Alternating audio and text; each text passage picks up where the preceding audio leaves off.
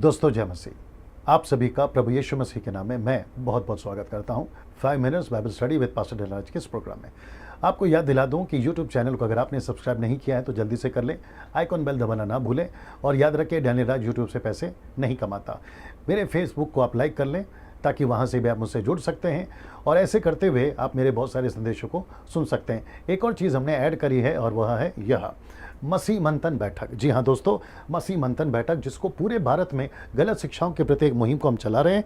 और मैं चाहता हूं कि ये जितने नंबर दिए गए हैं उस नंबर पे आप कॉल करें और उनसे कहें कि आप हमें जो है मसीह मंथन बैठक के व्हाट्सएप ग्रुप में आप हमें ज्वाइन करिए। चलिए दोस्तों, आज का विषय जो है बड़ा दिलचस्प है, जैसे अक्सर होता है। आज का विषय है, क्या परमेश्वर हर प्रार्थना का उत्तर देता है। जी हाँ दोस्तों, मैं रिपीट करता हूं, क्या परमेश्वर हर प्रार्थना का उत्तर देता है। इसका सीधा जवाब है नहीं। मैं रिपीट करता हूं, इसका सीधा जवाब है नहीं।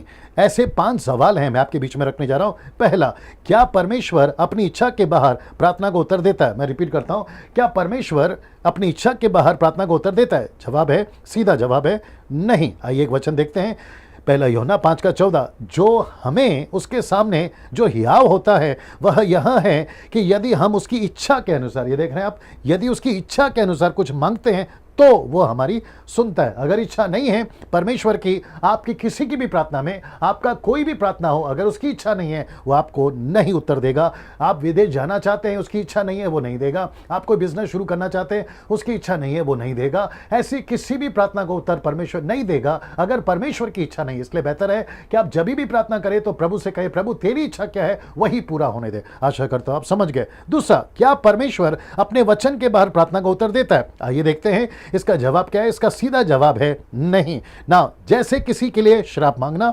अगर किसी का गलत बिजनेस है उसके लिए प्रार्थना करना, किसी को तलाक के लिए प्रार्थना करना कि उसका तलाक हो जाए या किसी का घर टूट जाए, तो ऐसा किसी भी प्रार्थना का उत्तर परमेश्वर नहीं देगा अगर वो परमेश्वर के वचन के अनुसार नहीं है। परमेश्वर का वचन कभी नहीं कहता कि किसी को श्राप दो। परमेश्वर का वचन कभी नहीं कहता कि तुम दारू बेचो, वेश्या का काम करो, गलत काम करो, आप जो है किसी प्रकार का स्मगलिंग करो, 2 नंबर के पैसे कमाओ। ऐसे किसी बिजनेस के लिए प्रार्थना नहीं कर सकते और जितने कर रहे हैं वो गलत हैं। और आपको याद रखना होगा, परमेश्वर के वचन के बाहर ऐसी कोई प्रार्थना नहीं होती। यह रहा तीसरा, जब कोई परमेश्वर का आज्ञाकारी ना हो तो क्या फिर भी परमेश्वर प्रार्थना को उत्तर देता है। इसका सीधा जवाब है नहीं। दोस्तों मैं फिर से बता दूं, परमेश्वर अगर आप उसके आज्ञाकारी नहीं हैं, जैसे मत्ती 28:18, अगर आप उसको पूरा नहीं कर रहे, चेला नहीं बना रहे, आप उसके राज्य में लोगों को नहीं जीत रहे, तो परमेश्वर आपकी प्रार्थना का कोई भी प्रार्थना का उत्तर नहीं देगा। एक वचन पढ़वा देता हूं, लूका की किताब उसका 6:46 में, जब तुम मेरा कहना नहीं मानते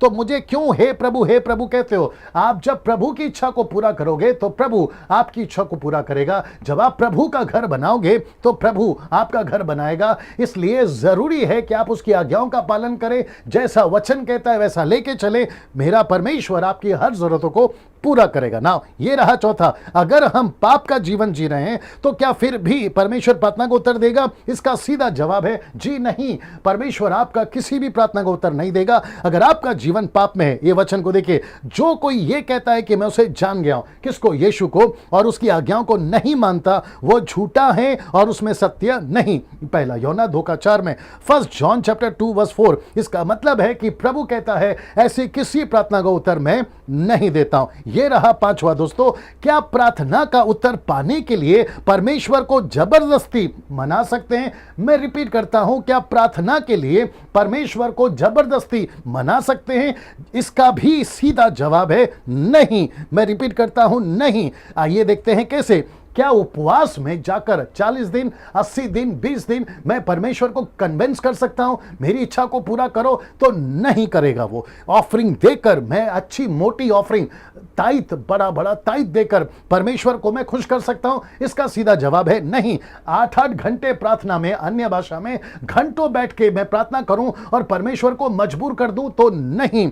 बड़े बड़े सेवकों से प्रार्थना करवा लूं तो भी प्रभु सुनेगा नहीं। ऑनलाइन प्रार्थना करवा लूं साउथ अफ्रीका, अमेरिका, तो सीधा जवाब है नहीं। अब अंत में बातें रखने जा रहा हूं। याकूब की किताब उसका 5:16, इसका बहुत गलत इस्तेमाल किया है। धर्मी जन के प्रार्थना के प्रभाव से बहुत कुछ हो सकता है। जी हां, प्रार्थना से बहुत कुछ हो सकता है, लेकिन प्रार्थना में इच्छा, उसकी आज्ञाकारिता, उसका वचन शामिल होना बहुत जरूरी है। मरकुस की किताब उसका 11:24, इसलिए मैं तुमसे कहता हूं कि जो कुछ तुम प्रार्थना में मांगो, प्रतीति कर लो कि तुम्हें मिल गया। तो जो कुछ में परमेश्वर की इच्छा या मर्जी शामिल होना बहुत जरूरी है। 1 कुरिन्थियों 14:15, सो क्या करना चाहिए? मैं आत्मा से भी प्रार्थना करूंगा और बुद्धि से। तो बुद्धि परमेश्वर देता है, कैसे प्रार्थना करना है, क्या मांगना है और क्या नहीं मांगना है। और इसलिए दोस्तों, आखिर में आप सभी से विदा होते वक्त में फिर से याद दिला दूं, परमेश्वर की इच्छा के अनुसार ही परमेश्वर अपनी प्रार्थना को उत्तर देगा। और याद रखो, हर प्रार्थना का उत्तर प्रभु नहीं देता। नमस्ते, अगले वीडियो के साथ फिर मुलाकात होगी।